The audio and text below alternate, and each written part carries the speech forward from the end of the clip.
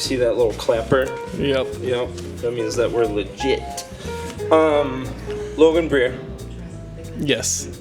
I think we should start off by telling everybody why we are spending 3 weeks driving all around Missouri, going to 20 cities and interviewing like 70 people.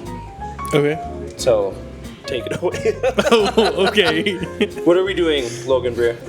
So we are spending 3 weeks over 3 months gathering stories that make Missouri Main Street Connections places special. It's the people, the buildings, the places, the spaces, and it's all for Missouri Main Street Connections 20th anniversary. Woo! Missouri Main Street, you're 20 years old. That's awesome. Yeah, this is a super cool project. My name's Phil Ike from Storyville, and most of the work that I do is typically social media focused, which is fine, which is cool. But this is a really, really rad project in that we're collecting all of these stories from all across Missouri, from all these communities and all these people that make Missouri great, specifically the Main Street Missouri program, and putting them into a book form that you can touch and that you can feel and that is permanent, and it's a very, very cool project. So Logan has been imbued with the task of chauffeuring me all around Missouri this week, and then we have another week in November. Yes. And then we have another week in December. Yep. And then we'll have all the stories. We'll have all the stories. Logan, where were we today? I don't even remember. We were in Belton, Missouri, and Lee Summits, Missouri. Yeah. So let's maybe go play by play. So Belton, we talked to Elmer and Clara. Yes. 88 years old, 80-something years old. 80 plus. They had both grown up in Belton, moved away, came back, and man, they're just full of stories. Like when the lights came to downtown Yes, lights Belton. coming to downtown. Yeah, the electric lights came to downtown Belton. Mm-hmm. Elmer, lovingly referred to by some as the mayor of Main Street. Really cool vibe in Belton. Everybody just feels like they're friends. Yes. And just hanging out in the coffee shop. So we talked to them for a little bit. Who did we talk to after? Then we talked to James and Joe. James and Joe. Yeah, Joe, photojournalist. James was in the Air Force. And both of them had really deep family ties to the Air Force Base. And they talked about how that affected their lives, but also how it affected really the life of Belton and how it influenced it. What I thought was really incredible, like you have Air Force and Air Force families going all across the world. I think Joe said something like he had lived 23 different places before his parents moved to Belton. So all across the world. So you have the Air Force families really bringing this world-wide perspective to little old Belton. But what Belton gave them was this feeling of home. And both of them said, we have seen the world and some of the, quote, the greatest cities in the world, and we would not want to be any place other than Belton, which just warmed my heart. It was just delightful to hear. Yeah, and it all came back to the people that mattered, the connections they made, the people they knew. Mm-hmm. Absolutely. After that, we talked to Cara and Brad. Yes. From Broken Hatchet Brewing. Yes. Very cool story there. Talked about how they got into brewing. Talked about how that, yes, they have built a brewery and the beer is great. We had some. A taste. And it was delicious. Yeah, a taste. We didn't party too hard, but it was delicious. Yes, the seltzer was good. It was so good. It was so good. Yeah, I mean, it was a hearty seltzer, which is kind of like it was like an Oktoberfest. Oh, you had the beer. I had the seltzer. Oh, yeah. Okay. Maybe I drank a little bit too much than it tastes. But they built this brewery. It's beautiful, but we talked about how it's really a community hub first that happens to brew and sell beer, and that's why they're thriving. And if you're ever in Belton, and check them out. You gotta go drink that beer, that seltzer. So was that the end of Belton? That was the end of Belton. Where did we go next? Lee Summits. We started off with Fossil Forge, Dave and Ben.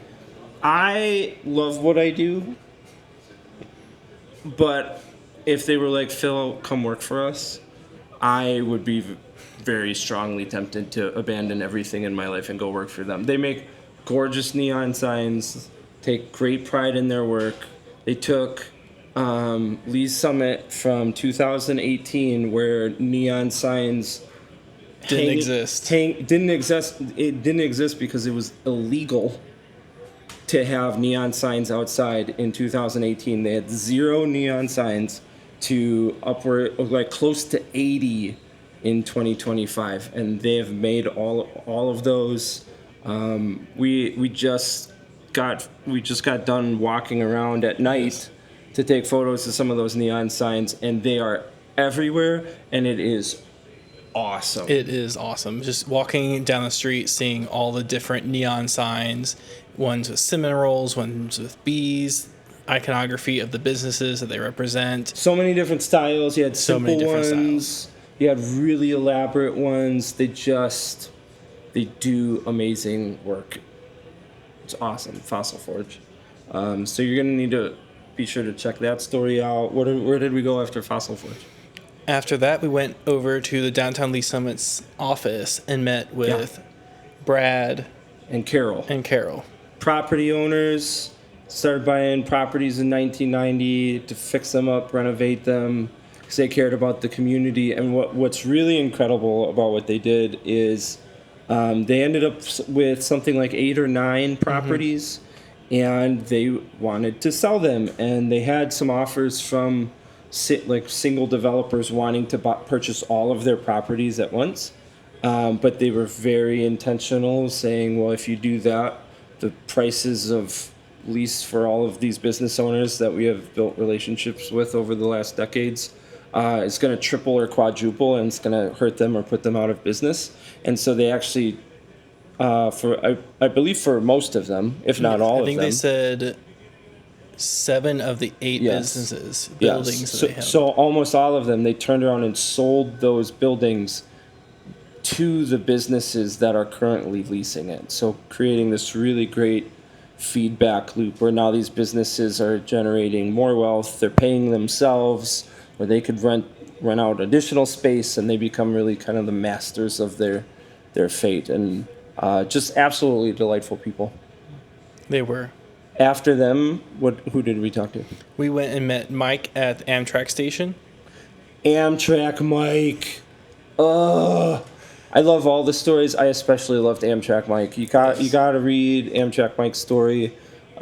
He was a adventurous guy in his youth. Ice climbed Mount McKinley, largest or tallest height in the lower 48. Was in an accident, suffered an injury, ended up in a wheelchair, and he's really, really passionate about how people get around. I mean, he was talking about how Jehovah's Witnesses will hand out their pamphlets outside the Amtrak station, and he will say, "I will take your pamphlet if you take mine," and his is an Amtrak schedule. Yes, I loved that.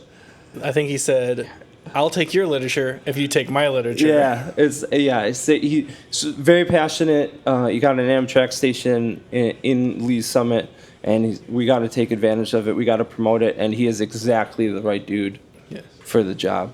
And it's not just about the Amtrak. What I loved is digging deeper into his story, and what he was sharing is the micro touch points that we all have through public transit, through the train.